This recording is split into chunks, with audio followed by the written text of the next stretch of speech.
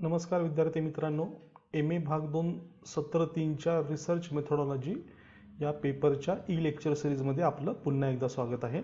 तर आपण दुसरं जे प्रकरण आहे संशोधन समस्येची मांडणी या प्रकरणाबद्दल आपण मागील काही व्याख्यानांपासून बोलतोय आणि मागच्या व्याख्यानामध्ये आपण संशोधन समस्या ही कशा पद्धतीने मांडली जाते हे बघितलं आणि मुळात आपण हे समजून घेतलं की संशोधन समस्या मांडण्याच्या अनेक पायऱ्या असतात. There are different stages of formulation of research problem, की ज्याच्यामध्ये सगळ्यात महत्त्वाचा जो याच्यातला मार्ग आहे तो म्हणजे तुमचा टॉपिक ठरवणं, म्हणजे तुमचं संशोधनाचा विषय घटक ठरवणं. आणि हे विषय घटक ठरवत असताना अनेक गोष्टी ह्या त्याच्यामध्ये सहाय्यकारी ठरू शकतात. जसं उदाहरणार्थ आपण बघितलं ते म्हणजे कुतूहल किंवा सर्जनशीलता असेल. त्याचबरोबर बऱ्याच वेळा आपल्याला विविध घटकांपासून संशोधनाची प्रेरणा ही मिळू शकते. आणि तिसरा भाग जो आपण बघितला की हे ठरवत असताना आपल्याला संशोधनाची व्यावहारिकता देखील बघावी लागते, म्हणजे curiosity and creativity, research inspiration and practicalities, अशा 3 मुद्द्यांच्या आधारावर आपण हे समजून घेतलं की संशोधन समस्या मांडण्यापूर्वी तुम्हाला जो एक व्यापक म्हणजे ज्याला आपण म्हणतो की विषय घटक हा ठरवायचा असतो, तर तो तुम्ही कशा पद्धतीने बघू शकता. ठीक आहे. आता हे बघितल्यानंतर आजच्या व्याख्यानामध्ये जे आहे म्हणजे या संशोधन समस्येच्या मांडणीचा दुसरा भागच आहे. तर याच्यामध्ये आपण प्रत्यक्ष पद्धतीने बघणार आहोत की मुळात मग ही संशोधन समस्या कशी मांडली जाते.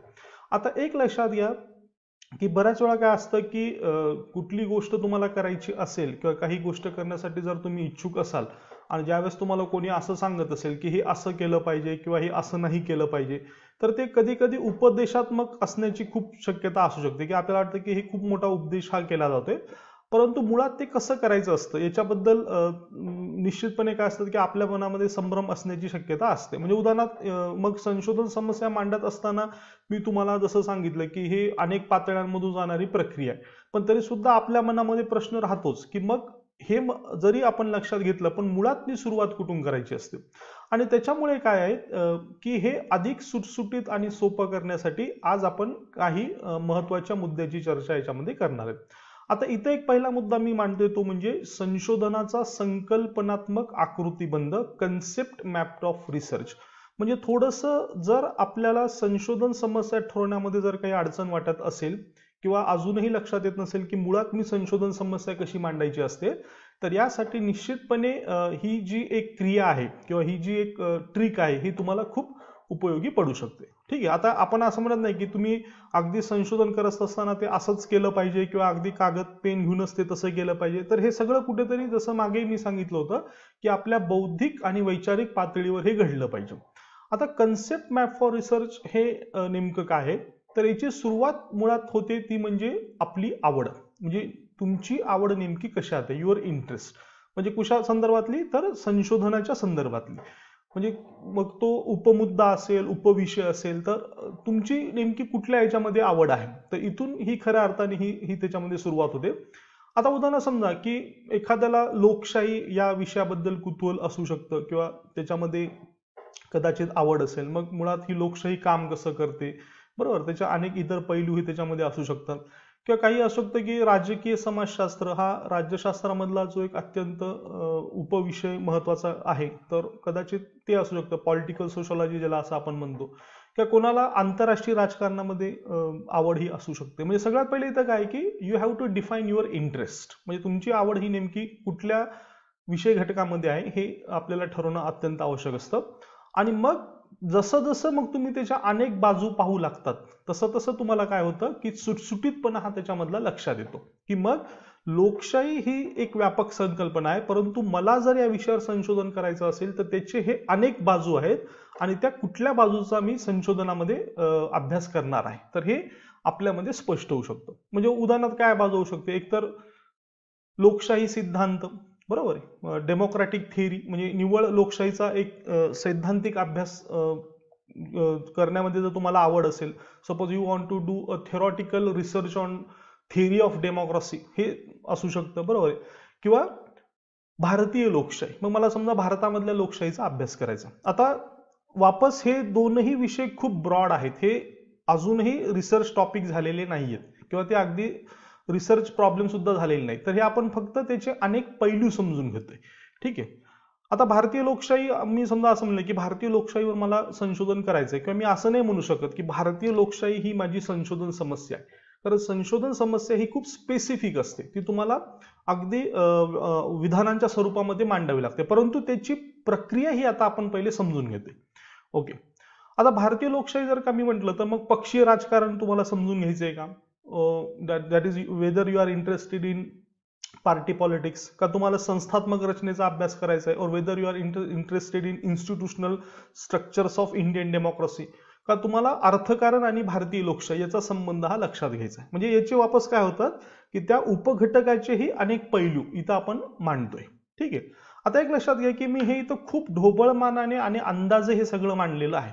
हे असंच असेल असंही नाही. कदाचित याच्यामध्ये तुमचं वाचन, तुमचं मनन, चिंतन किंवा अगदी तुमचं निरीक्षण याच्या अनुषंगाने इतर अनेक मुद्देही त्याच्यामध्ये येऊ शकतात, परंतु समजण्यासाठी हे आपण इथं आकृतीबंध हा मांडलेला आहे. आता राजकीय समाजशास्त्र जर का मी घेतलं तर त्याच्यामधला एक घटक आहे राजकीय संस्कृती. Okay, you can consider political culture. मग तुम्हाला याचा अभ्यास करायचा आहे का? का तुम्हाला राजकीय सामाजिकरण, पॉलिटिकल सोशलायझेशन ही संकल्पना संशोधनामध्ये शोधून काढायची?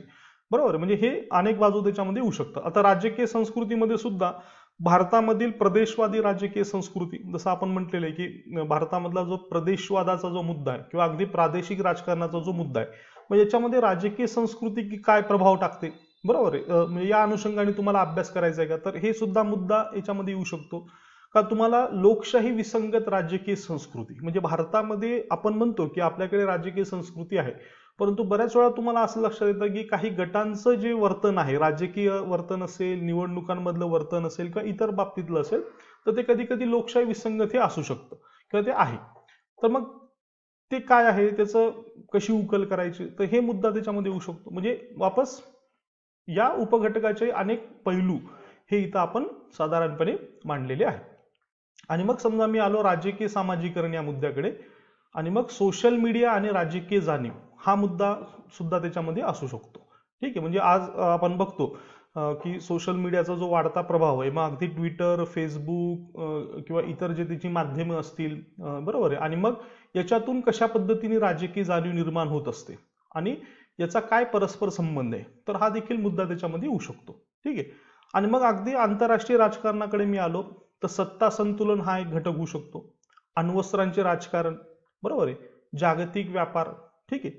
म्हणजे हा एक मुद्दा होऊ शकतो. आता याच्यामध्येही जर आपण पैलू पाडले तर पैलू खूप असू शकतात. जसं सत्ता संतुलनाचा अभ्यास तुम्हाला करायचा आहे, मग तो प्रादेशिक, जसं दक्षिण आशियामधलं सत्ता संतुलन, मग त्याच्यामध्ये भारत, चीन आणि पाकिस्तान हे त्रिकूट कसं आहे, आणि त्याच्यामध्ये समजा अमेरिकेची भूमिका, हे असा मुद्दा त्याच्यामध्ये येऊ शकतो. किंवा जागतिक जी सत्ता संतुलनाची व्यवस्था आहे, global system of this balance of power, तर हे नेमकं कसं आहे. ठीक आहे. अण्वस्त्रांचे राजकारण बघत असताना वापस आण्विक स्पर्धेची कारणे, causes of nuclear weapons race और न्यूक्लियस आर्म्स रेस, किंवा आण्विक स्पर्धेचे स्वरूप, किंवा ही जी आण्विक स्पर्धा चाललेली आहे याचं नेमकं स्वरूप कसं आहे, हे देखील तुम्ही बघू शकतात. किंवा जागतिक व्यापारामध्ये सुद्धा सहकार्याचे प्रारूप, that is what is a pattern of cooperation in global trade, हा मुद्दा त्याच्यामध्ये येऊ शकतो. ठीक आहे.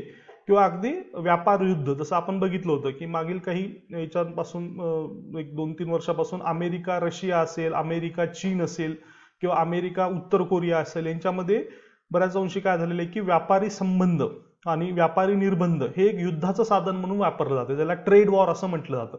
तर ही नेमकी काय प्रक्रिया आहे आणि ती आपण कशी तिची उकल करू शकतो. म्हणजे आंतरराष्ट्रीय राजकारणामध्ये मग असे मुद्दे त्याच्यामध्ये येऊ शकतात. म्हणजे अशा पद्धतीने हा कन्सेप्ट मॅप जर का आपण लक्षात घेतला तर आपल्याला काय होतं की उपविषयामधले घटक, त्याचे उपघटक आणि त्याचे अनेक पैलू, तर या अनुषंगाने काय होतं की मुळात आपल्याला कुठल्या घटकावर संशोधन करायचं तर याच्याबद्दल स्पष्टता ही येत जाते. ठीक आहे.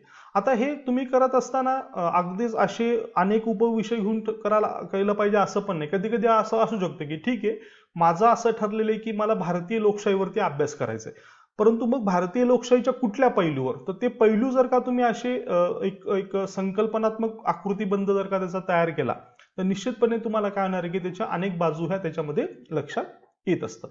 आता हे बऱ्याच वेळा हे तुम्ही कसं करू शकता, तर ते वापस तेच आहे, वाचन असेल, तुम्ही काही साहित्य वाचलं असेल, तुम्ही काही निरीक्षण केलं असेल, बरोबर आहे, आणि किंवा तुम्ही काही चर्चेतून तुम्हाला काही मुद्दे कळाले असतील, तर त्या अनुषंगाने जर का ते अशा पद्धतीने इथं मांडलं गेलं तर निश्चितपणे तुम्हाला तुमची संशोधन समस्या अधिक टोकदारपणे मांडण्यासाठी ते सहाय्यकारी ठरणार आहे.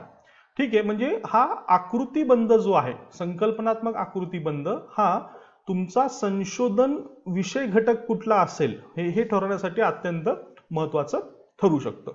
आणि मग आपण पुढच्या मुद्द्याकडे येतो की मग एकदा का तुमचा संशोधन विषय घटक ठरला, म्हणजे एकदा का तुमचा रिसर्च टॉपिक ठरला, तर तिथून मग तुम्ही सूक्ष्मतेने विचार करायला सुरुवात करतात. दॅट इज म्हणजे आपण ज्याला म्हणतो की नॅरोईंग डाऊन ऑन टॉपिक.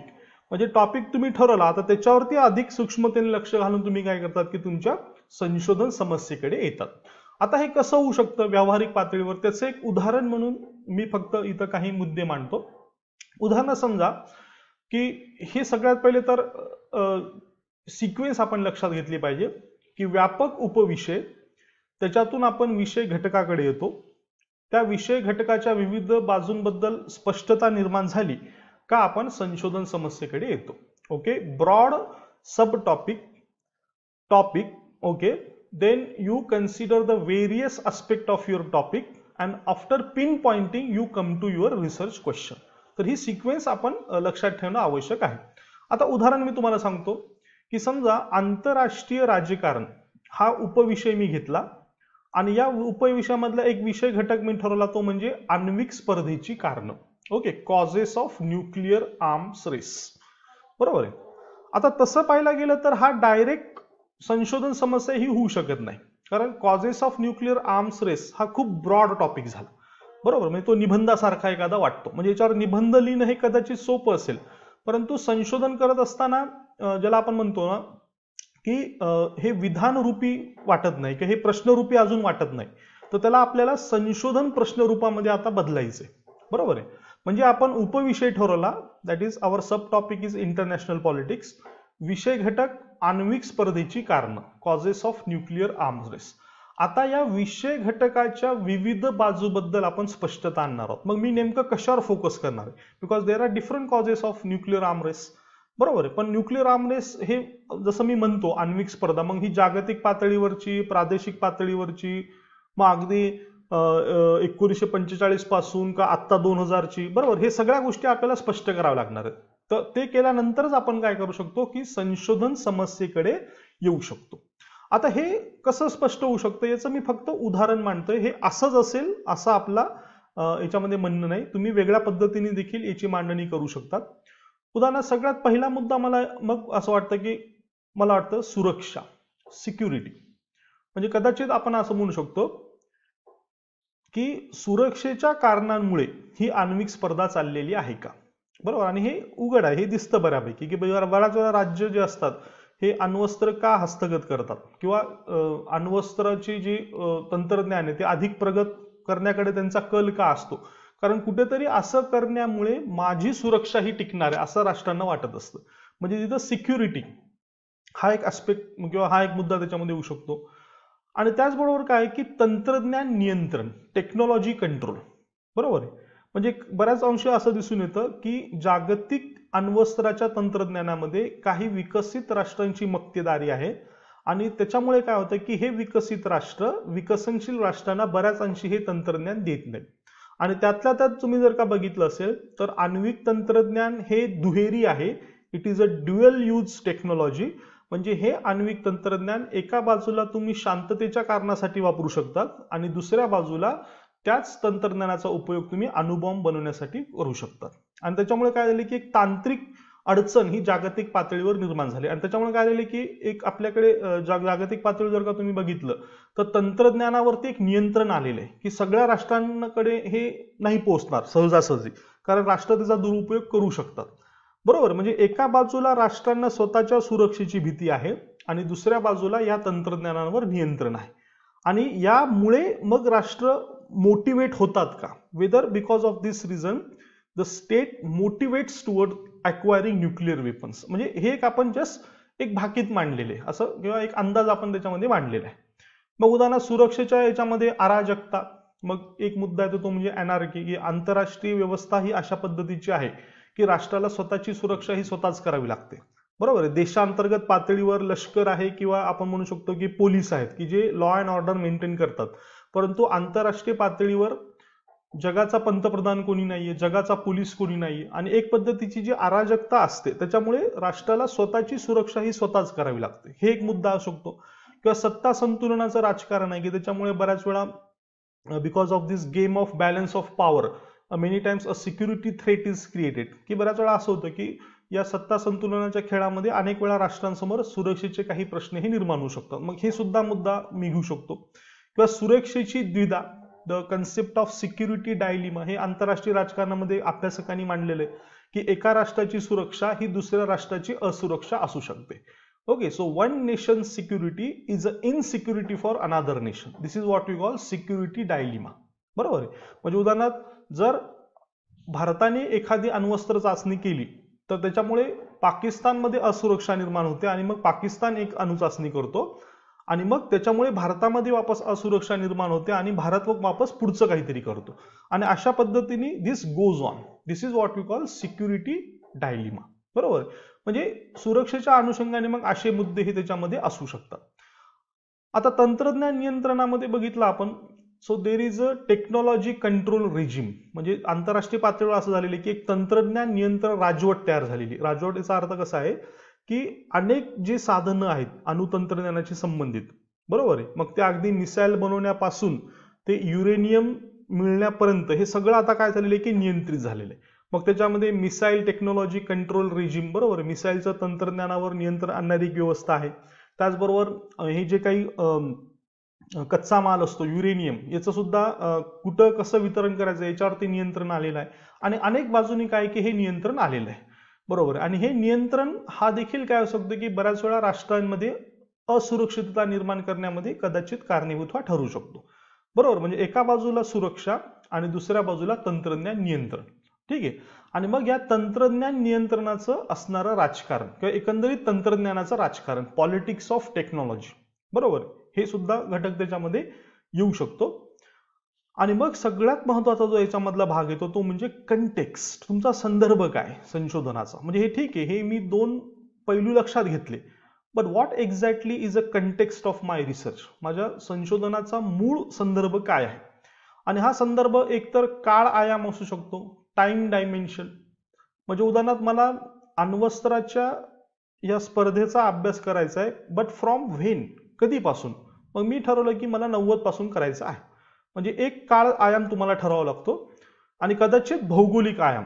मग मला फक्त भारत आणि पाकिस्तानचाच अभ्यास करायचा का तुम्हाला युरोपमधला अभ्यास करायचा का तुम्हाला अख्ख्या जागतिक स्तरावरचा अभ्यास करायचा हे ठरवावं लागतं. आता मी इथं म्हणतो की मला भारत आणि पाकिस्तान यांचा अभ्यास करायचा आहे. म्हणजे मी माझा उपविषय ठरवला, उपविषयामधला हा विषय घटक ठरवला आणि मग त्याचे अनेक पैलू मी इथं मांडले, माझा संदर्भ मला लक्षात आला आणि मग काय होतं की मग मी माझ्या संशोधन समस्येकडे येतो. आणि मग मी संशोधन समस्या मांडतो, सुरक्षा आणि तंत्रज्ञान नियंत्रण 1990 पासून भारत व पाकिस्तान यांच्यामधील अण्वस्त्र स्पर्धेचे राजकीय अर्थकारण. Okay, security and technology control, political economy of nuclear race between India and Pakistan since 1990. म्हणजे मग मी काय करतो की अत्यंत विशिष्ट पद्धतीने किंवा विशिष्टतेकडे जाऊन, स्पेसिफिसिटी ज्याला आपण म्हणतो त्याच्याकडे जाऊन मी काय करतो की अत्यंत सुटसुटीत अशा पद्धतीने ही संशोधन समस्या मांडतो. आता इथं मला सगळं लक्षात येतंय. म्हणजे कसं लक्षात येतं की मी एकतर अण्वस्त्र स्पर्धेच्या राजकीय अर्थकारणाचा अभ्यास करतोय, बरोबर आहे. म्हणजे अण्वस्त्र स्पर्धेचा कुठला बाजू तुम्ही बघताय तर राजकीय अर्थकारण काय, what is a political economy of this nuclear race. आणि ती कुठल्या अर्थाने बघतोय तर सिक्युरिटी अँड टेक्नॉलॉजी कंट्रोल, म्हणजे सुरक्षा आणि टेक्नॉलॉजी तंत्रज्ञान नियंत्रण, आणि ती सुद्धा 1990 पासून भारत व पाकिस्तानच्या दृष्टीने. म्हणजे नुसतं causes of nuclear arm race असं म्हणणं ही निश्चितपणे संशोधन समस्या मांडण्यामध्ये अडचणीचं आहे आणि करण्यामध्ये तर खूप अडचणीचं आहे, कारण तुम्ही त्याच्यामध्ये काय बघणार आहात हे स्पष्ट होणारच नाही. आता इथं आपण काय केलं की त्याला अधिक सुटसुटीत केलं आणि सुटसुटीत करून आपण काय केलं तर अधिक विशिष्ट पातळीवर व्यवहारिक पातळीवर आपण ते कसं करू शकतो या अनुषंगाने आपण ते मांडलेलं आहे.